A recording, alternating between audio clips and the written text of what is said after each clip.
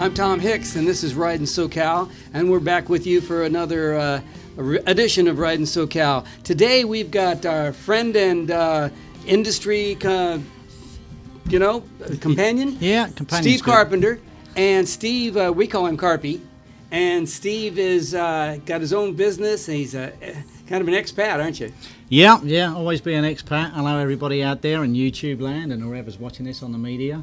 Yeah, come over from the UK, let's see, February the 15th, 2000. 2000. I think you were just kind of starting the shop then, weren't you?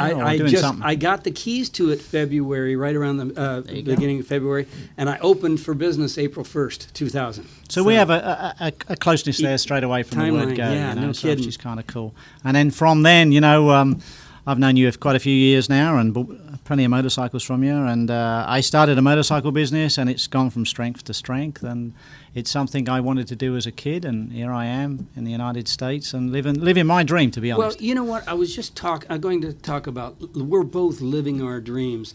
Do you have a college education? No, I don't. But I went to a regular Harry Potter school, which is kind of a grammar school, where they wear the square hats and that. I was a bit of a rebel at school, bit of a comedian, but yeah. I did get grades, but never had the opportunity for university or college. Well, the point I was getting at is I don't have a college education either.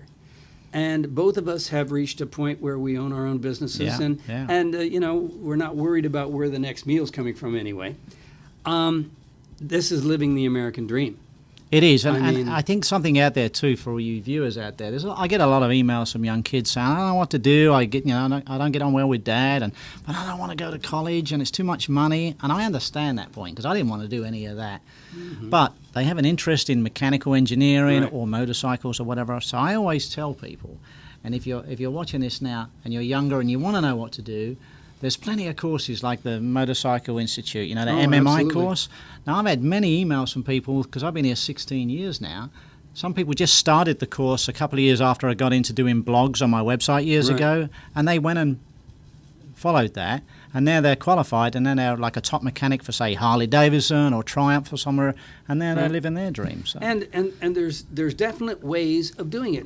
The way that I did it, or not exactly the way that I did it, but very close, can still be done if you're a motorcycle enthusiast, and let's say you're a technician, right? Yeah. And you grab yourself a little 1,000 square foot unit, and you start working on bikes, right? And your reputation grows because you've done more work, right? And then next thing you know, you got enough people coming in to get their work done. You start adding some parts and accessories. Maybe some seats, maybe this or that or the other thing, or some oil, who knows what, right? And then you're getting a little bit more popular, so you start adding some apparel, right? Mm-hmm. Yeah. And then, as your popularity, you get a little bit more money coming in, you start selling some used bikes. Yeah. Maybe start with them on consignment, and then maybe you start buying your own. And then you start building up to the point, but now maybe you got two mechanics, and now you've got a person at the parts counter because you're this aftermarket shop that's become quite popular. Then the key happens. A small manufacturer. Right, yeah. Like, I started with Triumph back when they were small here in the United States, back in just at 2000. Yeah. They hadn't blossomed to where they are now or where they were in the old days. But, you've got Moto Guzzi or Triumph or any one of the smaller manufacturers that would take a risk and set up an aftermarket shop. And if you get that franchise, like I did, and you prove yourself, then everyone starts looking at you, and then everyone else starts wanting you. Well, that's precisely it. The key to success. The key to success is that work hard has always been a big initiative for me. So if you work hard, and America's still the land of hope, and if you want to work hard, you can do well. And if you have an interest in anything, you put your passion to it, you're going to do well whatever happens. I started just in my garage at home, building old Hondas, because I was a professional motorcycle dispatch rider in London, riding old Hondas, but to look cool, I rode my Triumphs on the weekend. But you know what I mean. So the Hondas are really my bread and butter. So I started that, and I called that a working man's bike for a while. Right. And people noticed, hey, this is a kind of cool-looking bike. I didn't know it looked like that because obviously they're not stock. I changed the handlebars, but that's where I got a name from building a different style motorcycle. Right. And from that, it went on. I had one bike. I used to go to the recycler every day and get the recyclers, or on Thursday, and then. Sure. Then I had 20 bikes in Back my, when in there my was garage. paper. Oh, yeah, well, totally. Yeah. So I do that, and then I had 20 bikes on my driveway. Now I'm getting friendly with my next door neighbour so I can rent space in her garden and build a fence to hide all these bikes. And I just kept on working, and the good thing to do is customer service is so important. No matter it's just one Joe Blow down the road or a high clientele. Always give them the same service, please, thank you, and look after them. And word gets around, and that's what happened. And I outgrew my space and went for a little, and I thought was massive, 800 square foot building, where I thought it was like just huge. From that, and within 2 years, I'd gone from that to 2,500 feet, and then 2 years later, I went to 8,000 square foot. And isn't it amazing how fast that 8,000 square foot filled up? It filled up straight away, and but it's a good thing to have. So, like you said before, you started off with really a dream and an idea, and if you work on it, and today is still exactly the same. You don't need massive amounts of cash. It helps, but if you've got lots of enthusiasm, that's the name of the game as far as I'm concerned. I remember working at American Honda as a technician. Yeah.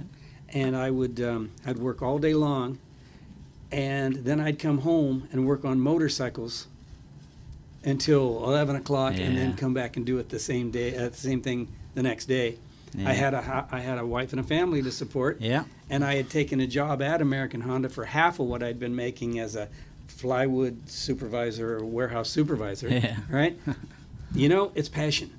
And passion is what takes us to where we're going. Right, definitely. Because it's certainly not the money, not for... No, what's that? We never see it, you know. You're paying Peter to pay Paul, but we're paying Bill, so you never see it. But you're your own boss, and there's nothing better than being your own boss. Yeah. It has its downfalls, obviously. You've got targets to meet and wages to pay and this, that, and the other. But at the end of the day, if you wanted to right now and say, you know what, Carp, to hell with it, I'm going for a ride on my bike, you could do that. That's the positive side. I have to admit, I do. In fact, I'm going to do that right after today's program. It's perfect weather for it. But, you know, the beautiful thing about this is we're similar but different. Yeah. Because you went a little bit more on the building of the bikes. Yeah.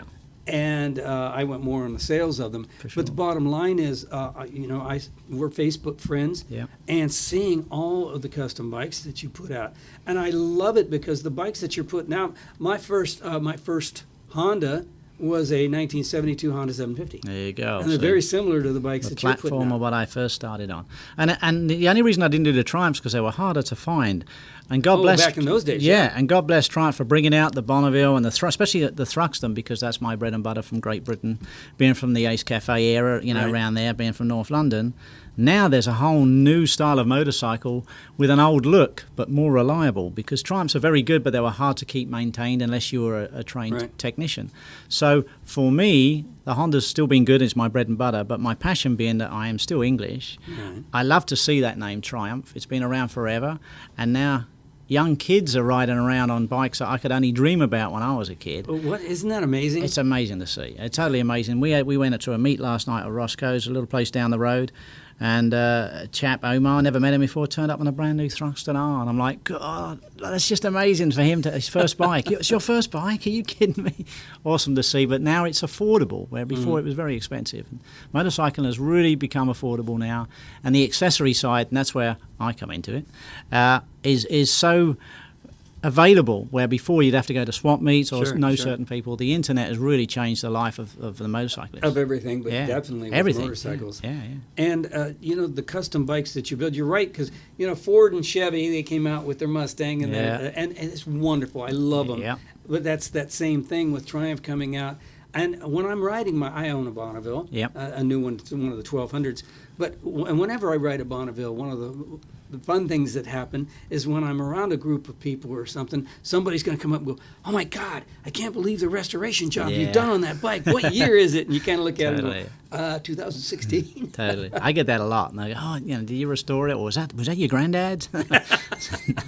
It's like 2014. Like, but that's great. It shows a lot of interest. And the other thing with motorcycles is that where years ago only the older folk would look at a Triumph and say, "Oh, that's an old Triumph." Today, you know, the young kid would go, "That's just an old relic motorbike." But today, the new Triumphs have that old look, but they sound a little different. They're faster. They handle better. They got more style to it. So then the younger And kids, they even won't- with the and dad, they will look don't at it. vibrate, leak, or break. No, there's that too. And you know, the other advantage is, with a lot of people don't understand now, is a lot of them don't have Kickstarters on them. And I spent half my life trying to bloody Kickstart a Triumph on a cold, wet morning. Or for instance, a Harley. A buddy of mine had a Sportster, and I remember, every time you'd kick the motorcycle, if it were cement, you'd leave a little nick, yeah, right? little ding, By yeah. the time we'd get it started, there would be a figure 8. You'd have of a Monet nicks. picture, like Yeah, of totally. how many kicks it would take. Yeah, that's a different start, and I'm glad we don't have to do that because it's a pain. The other thing that's changed with Triumph, and for the better, I believe, is the gear shift used to be on the other side. And even though I've been riding 40 years, I'd ride my Honda in the daytime for a living, Right. jump on my Triumph, and almost go Right. straight to the junction because I pressed the brake. Well, and that's why in 1975 they went to worldwide specifications, and Yeah. all motorcycles, all brands, went to left side shifting. It's a great thing, and it paid off because it's very, very hard to change over to gear shifting on the other side. I couldn't do it now; I'd be in trouble for sure. For Oh the yeah, first it's 5 like race minutes. shifting. Yep, You same get on thing. the racetrack and you get upside down shifting. that's very You can get bizarre. yourself in trouble real quick if Definitely. you go know, the wrong way in a corner. that's I've easy to known do. many people to crash because of that Definitely. on the racetrack. When I first came here, I used to make cheap rear sets, and when I say cheap rear sets, what I used to do was on the Hondas was to flip the foot pegs backward, turn the brake pedal upside down and shorten it, and then turn the gear shifter backwards, which changed the pattern the other way up. But no one could steal it because, like, what the hell? This thing won't go anywhere. Oh, that's great. But that's kind of cool. My first motorcycle was a BSA 650. Right? Yeah, they're fun to But start. then again, I was 17 years old, and that was my first motorcycle. I didn't know any better. Yeah. And I didn't have the opportunity to get off one and get on another. So when I got my next motorcycle, there had been enough left-hand shifters. Yeah. before- Mine was the other way around. See, I started with a Francis Barnett 3-speed, and then I had a 650 Panther, then I had a T140, and a ton of different bikes, and then metric bikes. And then once I jumped on the metrics, I actually found them a lot easier. But the thing, yeah. the best about it was the reliability of them. They were Well, unbelievable. of course, that's what really there was a lot of things that was the demise. We go off on tangents on the show. For sure. The demise of the British motorcycle industry. One of them was the labor disputes and everything that the British industry and actually the labor unions and everything in England Yeah. were having in the 70s. Yeah. The Japanese had come out with these bikes, and they'd really established themselves by the mid-70s, and they were really, really good, Yeah. right?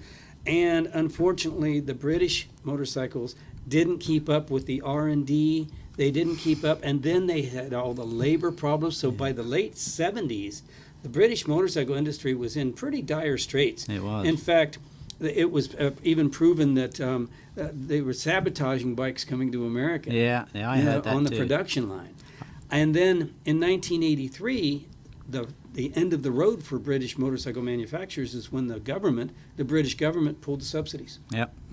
So the British motorcycle manufacturers were no longer getting any money, I'm not sure whether it was tax breaks or money from the British government, but when the British government pulled those, that was it. Yeah, it's gone. And that's when John Bluer walked in and bought Triumph. Yeah. Best Right? thing could have done, really, back And then. he hired a company called British Spares to make the 1983 Bonneville for 5 years. Yeah. He tore down remember the factory and everything just to keep the name going. Yeah, keep a just few keep it bikes alive, coming out, keeping right? it alive, yeah. And then in 1988 and 89, he built the most modern motorcycle factory in the world. Yeah. And that was I remember how that. Triumph returned. For sure. Norton was another English manufacturer, and Norton there was a guy in Washington, I think, making the Nortons. Now it's in England, right? Right, yeah, back in England again, yeah. But they're still They're one-offs. They're one-offs, they're expensive, and there's not a lot of parts for them. I mean, they'll get there eventually, but Nortons were a unique motorcycle compared to Triumph, I guess. But I tend to kick towards Triumph because the availability of parts and reliability course. compared to Well, Norton, you know. And I went to work for Triumph in 1994 as the first sales manager of the Western United States. Right. And so I've been with Triumph watching Yep. them get to where they are today. Well, what a fantastic journey. I don't know if too many people, one, have the will and the wherewithal that John Bluer had Yeah. to actually accomplish that. No, it's a He's massive done the undertaking. impossible. Yeah, massive undertaking. Well, put it this way, Polaris Right. with buying the Indian name. Yeah. They've got the billions of dollars behind them to do that, and that's what they're doing. Yeah, totally. Yeah, same thing, really. Yeah. So good things do come out of negatives, you know. I was probably one of the last people to deliver to Meridian, and I was always going to Triumph from there. And I remember seeing, it was like a rephase for them, and they used to put it on a platform in Meridian. Was a 1977 Silver Jubilee edition Triumph Bonneville. And I left school in 78. I always wanted that motorcycle. And they got rid of it. I never knew where it went. I mean, there was a few of them done. They said there was 1,000. There was a little more than that done. Now, I move here, and in 2000, I go to a BMW shop in Orange, Irv Sievers. Yeah, oh, yeah. And there's a 1977 Silver Jubilee edition with no miles on the clock. Wow. Come from England. No so I guess that's where they got it from. Did you get it? No, he wouldn't sell it to me. But, you know, I always remember that bike. But that was the last bike I remember being a real triumph before it disappeared. Like, you know. Wow. And then when I came here and I saw your shop, I was so stoked because, one, I was pretty close, and I lived just up the road in La Mirada. And then when I bought a couple of Thruxtons, 04s, and ran them around, and I went, it won't be like the old Triumph because I was a bit of an old fossil, you know, nothing like it. But it did sound similar, but it never broke down. And I got to be honest, Tom, I wrung the neck out of that thing, rode up to San Francisco flat out, and it just wouldn't do anything wrong. It wouldn't vibrate badly, the plugs didn't oil up, and it was just great. So from that day on, I stuck with Triumph. And Triumph actually has done kind of the impossible. The last 3 years in a row, they were the lowest warranty return rate in the entire motorcycle industry. Didn't know so that means that every other brand breaks more than a Triumph. Yeah, that's the awesome. The quality that John Bluer put in those motorcycles was just absolutely incredible. Yeah. But we'll use that as a little bit breaking point. We're going to take a little break. I'm Tom Hicks. This is Ridin SoCal. And Carpy and I will be back with you in a couple minutes.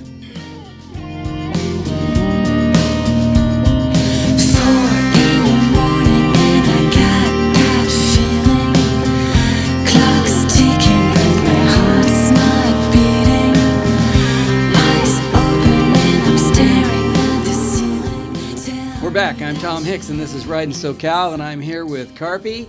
And Carpy, let's talk a little bit. I'm fascinated with the club that you put together, the 59 Club, because it's is it kind of like on the theme of the mods and rockers, or? Yeah, it is. I have to say yes. What it is a piece of history here for you, Tom. Many people want to know about the 59 Club. They all think it's my age. They're not far wrong. I'm 54 now. But what it is, back in the day, 1959 in the United Kingdom, a little different from America. A lot of people couldn't afford cars anyway back then in the 50s. There's just no way you'd have one. Your granddad would have one. Motorcycles are the main industry of Great Britain. And in 1955-56, the teenager evolved. And a lot of things changed then. So in about 1958-59, the government changed the law where you could get hire purchase and you could buy anything on what we called the never never. So where before you had no money and you couldn't buy anything, or maybe a little bit of money, but now if you had a little bit of money, every week you could buy something right away, and every week you just pay dividends on that bike. So this is what started the influx of people. Now, all of a sudden, there's kids with bikes everywhere, ripping it up down the road, being, a bit of a hooligan, as you want to call it nowadays. And there was a young priest called Father Bill Shergold who saw these young kids and was a motorcyclist himself, had a Triumph, and went, how could I get the young folk into my church? And how could I show them something about motorcycles? So he used to bless bikes. So what he did, bravely enough, he rode to the Ace Cafe. And he had his cloak and all that on, and he used to lift that up and then ride it around. And he went past the Ace 3 times. He was too nervous to go in at first. But he plucked up enough courage and went in there and handed out just flyers for this, bless your bikes. And funnily enough, people turned up. They started going. And from that, they used to have other people that were in the clergy that were motorcycle mechanics. They had trades years ago. Sure. And they were teaching the kids not how to strip the bikes down. The kids were learning that, and they were learning how to get a lot of speed out of them. They were teaching them safety, like they're improving the brakes, and building cafe races out of them because people were hanging around in cafes, in cafeterias. That's where the name comes from. So in 1959, he started the first ever organised motorcycle club in Great Britain. And that's where the 59 comes from. It was back in 1959. And it went from quite a few other churches tried the same thing.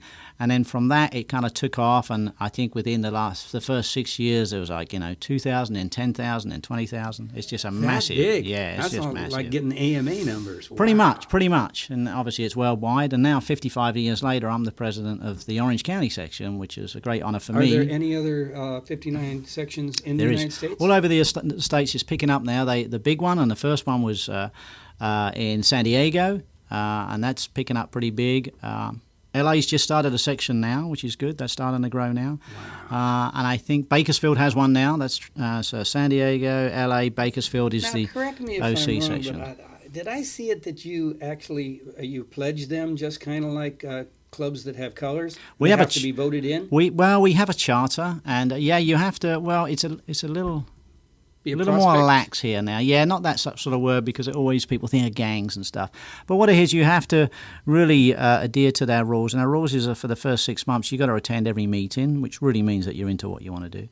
And you have to abide by our rules, which there really isn't that many. It's just you've got to have a passion for older style motorcycles or motorcycles with that look of the classic stuff. Now, things have changed a little bit now and again, but what you have to do to officially to join the 59 Club after 6 months is that you have to follow the president.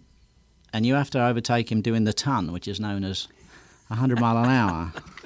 Or if in Europe, we could get away maybe with the girls and say 100 kilometres, which would be about 60. But back then, you had to overtake the president at 100 mile an hour, only just quickly, and that was your initiation. Now we're a little more lax on that. You've got to watch out who's around, because speed kills. Yeah. So you just got to be careful. But we follow the same rules as that, and that's the only rules. Oh, fascinating. But we don't accept colours and things like that. But we do have the patches, the main thing that Father Shergold done.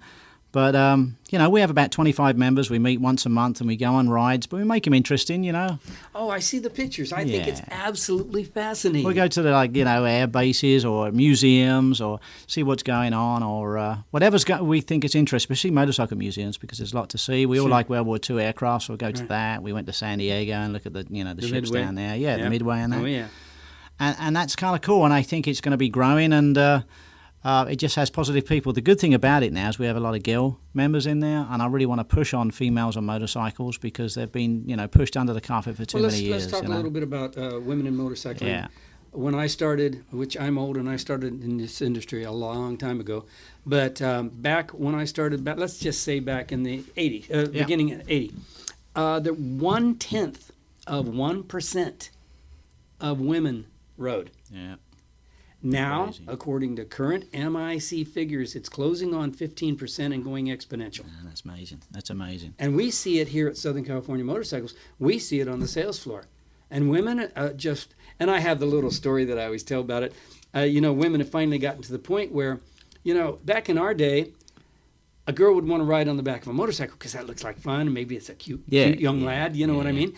And they jump on the back, and of course the guy's young, full of testosterone. He'd scare the living hell out of her. Yeah. She'd get off the bike and go, screw you, screw this motorcycle, I'm out of here, right? So many women were ruined against motorcycles back then. But the way society changes, now women are like, well, I don't need a guy on the front to ride a motorcycle. Totally, yeah. I may love guys, but I don't need him to be on the front of my motorcycle. No, you're right. Right? And I think that attitude has really become prevalent where girls are more independent. They're just doing their own thing. They say, well, no, I can do this. And they do, of course. Well, there's a big following. And the proof of the pudding is in the eating, as they say. And here is the pie that I want to share with you, is that I met my girlfriend 4 years ago, and she rode a dirt bike years ago, but she wanted to spend time with me, but she don't want to sit on the back of my bike. So what did she do? She went out, took a test, did her own thing, and didn't tell me, and then took a test. And really? I went, and I said, what do you want, sweetheart? Because I got this little scooter, thinking a girl, and I got to be careful. And I want a Triumph. I went, are you kidding me? I said, all right. So I came to your shop, looked around the workshop, and I had my iPhone, right? I walk into your workshop. Remember, I'm a guy, okay? So they got Thruxtons. You ain't never know Thruxton. That's too cool, man. So, and the Bonneville's nice. I like that. There's a black one. That's cool. We'll have that one. And so anyway, then you had a really nice one. You'd done a white T100 that was sat there, all blinged out, British custom stuff, and it was really bitchy. I said, I'm not showing her that one. I'm not showing her that one. It was the top of the range, everything on it. So anyway, I had my iPhone. She said, show me some pictures. So I'm taking some pictures, and I did a live video. And one of your salesmen was down there, like Carl, and I said, I can't show her that bike, okay? He said, yeah, all right. So I said, what do you think of this, Jennifer? Oh, I like that black one. That's kind of nice. Anything else there? I said, yeah, there's this one. No, not a fan. I don't like that colour. Oh, that one's quite nice, black and red. And I went, that's the one. Cool, So we'll get that one. She goes, there isn't any white ones, is there? I went, oh, my God. She can meet one. So I turned around. I showed her that maybe a half a second. She went, that's it. That's the one I want. So I bought her that straight away that day. Wow. And I ran around the block with her at the shop for about an hour till I was out of breath, and she got through the gears, and then about a week later we were off on the road, and now we go everywhere. Oh, that's such a So she wonderful loves story. it. She buys all the Triumph shirts, and that's a good thing with the girly stuff. You know, they yeah, buy all the sure. apparel and stuff. But she's safe. She buys the Kevlar pants and stuff. And now other girls are coming up on Facebook and go, hey, I didn't know you go riding. I've got a bike, and now they're doing their own thing, which I think is massive. Well, my significant other, Cindy, same situation. Yeah. Got into motorcycles, you know, and she wanted to ride her own. She didn't want to ride behind somebody. No, it's awesome to see. And to this day, she's got her Bonneville and she's got her. It's a good thing because guys like to go out and ride, but sometimes, you know, it's nice to have a companion sometimes. And when your girlfriend, wife, or whatever says, hey, let's go for a ride, where before, and you're going on that bloody bike, like, you know, it's a positive It thing. changes your life. Completely. Absolutely. So we have no arguments or anything, which she usually says to me, hey, do you fancy going for a ride? And that's what we do. We'll jump on it, we'll go out. I'm making some side bags for her, and we're going to go out for a weekend camping, probably up in the Sequoias or somewhere like that. You know, a lot of Awesome. people talk about bags, and maybe they don't care for the look of their motorcycle with bags, but I got to say, I've got the brown leather saddlebags on my Bonneville. Yeah, yeah. Oh, they're priceless. They are when you're going on a trip. Always got some place to put something. No, not only just on a trip. If let's say anywhere, to Cook's anywhere. Corner, Yeah, totally. there's some place to take Put your your jacket camera and off put it put in. your camera. Yeah. And you get around a motorcycle crowd, and in all the years, I've never had anything taken off my motorcycle. Well, Andrew bought the Scrambler from you. He came to me last week, and he laid the bike down first time, and he's a new rider. We fixed it, pretty easy. But I went, you know what, I'm going to put a bag on the side. And he said, well, I'm not sure what I like. And he's into old trains. So I went to the Army and Navy, and I got an ammo box, bought the cool. Triumph bracket, put it on, fitted it with brass little brackets and stuff. He loves it. Puts all his gloves in, as you say, and anything he needs, and locks it, and it looks the part, you know. Well, Carpy, let's promote your shop a little bit. Yeah. Tell our people about your shop. What do you do, and where is it, and how can they come take their bikes to you? That's 3 questions. That's a big order there. Okay, right. I'm just down the road from Tom, and I'm in Anaheim, and it's off Miraloma. And I'm just off all the freeways in Zuma Park Business Park, and it's called Carpy's Cafe Racers. And you can look up carpyscaferacers.com and see what I do. I do Honda, Triumph, and Royal Enfield parts. Things like seats and handlebars, as well as what Triumph do. I do my own style, and I'm there 6 days a week. I also do a lot of apparel, and I service sometimes where I can, mostly on the old Hondas where people can't find people to service. So I've been there quite a while, easy to get to, easy to get out, and I get people from all over the place. How about a website? The website is www.carpyscaferacers.com. Now, CARP is there apostrophe or It's just Carpy, CARPYS. CARPYS. Caferacers.com. CafeRacers.com. Yeah. And you Dynamite. can look on there. You can, if you're ever on Twitter, look up 59 Club. I'm on that. Instagram, I'm under 750 Racer. Tumblr, I forgot. I'm on so many different media things. It's crazy. Nowadays, we kind of need to be as businessmen because we have to get the word out. We do. And while I've got you, before you get in it, I want to get one word out to people out there. There's something coming up, and I'd like to see if people can jump in on Are it. we on the same step? I was just going to talk to you about the gentleman's right. There we are. It's right here in front of me. So how about that? One big thing. Now, not so much girls, but obviously with their partners, they understand. But guys, prostate cancer is a massive thing now. No cure for it yet, but they're trying to find one. I did the first Distinguished Gentleman's Ride last year, and I was the 3rd biggest sponsor guy in America. Now let's explain to the people. Do what people sponsor you per mile, or No, they just sponsor you a set amount you want to sponsor them, and it can be from $2 up to whatever you like. You go to the website. I have nothing to do with it other than I do the ride and promote it. And what you do, you go to I think it's gentleman'sride.com/rider/Carpy if you want to sponsor me. But look up the distinguishedgentleman'sride.com and it will tell you all about it. If you want to sponsor someone, you put their name in, you look at it, and what this basically is last year they raised $3 million to try and find a cure for prostate cancer. And I'm 54 now, so I have to go for my test, which I don't like because my doctor has a huge thumb. You know what I'm talking I about. go for my tests also. So how many sponsors do you personally have? Well, right now I've only just said last year I managed to raise $5,600, which is a phenomenal task, and these are mostly in $20 donations, which is massive. I've only just started, so we've got a couple of weeks to go, so I'm only nearly up to $1,000, but I'm now starting to call in onto the sponsors that want to sponsor. I'll tell you what. Why don't I do this? Southern California Motorcycles will sponsor you for $200. Oh, that'd be awesome. Okay. Absolutely awesome. So, I appreciate that, Tom. It's so cool. My man Chris will handle that. Yeah, he'll put it out there. And listen, if anybody's in the area, like we're going to go, I think it's PCH. There's also one in Los Angeles. But it's also on that day all around the world. Every big city is doing the Distinguished Gentleman's Ride. It's become really, really big. And it's motorcycles only. It's a massive and for prostate thing. cancer. And if it weren't for motorcycles, this wouldn't come about as a charity ride. So the fun part on it is that you have to dress in that sort of dapper style in tweed. So last year I wore the pictures are wonderful. Big old tweed trousers. This year I'm dressing up as a Royal Air Force pilot. So I've got a big blue tweed jacket on and pants. So it's going to be cool. Scarf if you want to there you go. Perfect. Perfect. Aviator glasses. I'm a pilot. Perfect. And I fly the Cubs, so I have all that stuff. That's awesome. So that's coming up, and I believe it's 25th of September. So, but you can start sponsoring now. It's weekend after this. Yeah, not just down the road a bit. Wow, so okay. If you can help, it would help everybody out, and they're going to try and raise $5 million this year, so they're pushing it. So the website would be?